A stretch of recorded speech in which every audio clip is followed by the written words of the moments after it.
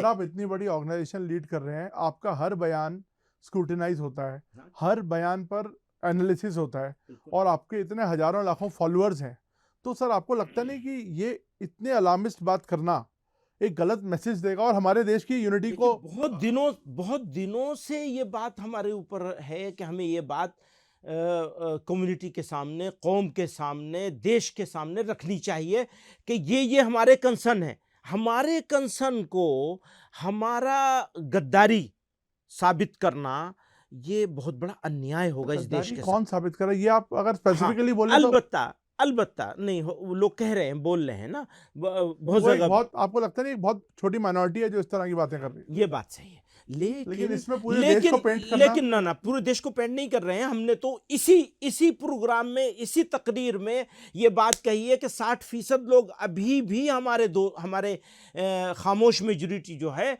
हमें उसको एड्रेस करना है और उसको अपने साथ लेना है। अपने साथ लेने का मतलब ये अपने कंसर्न के साथ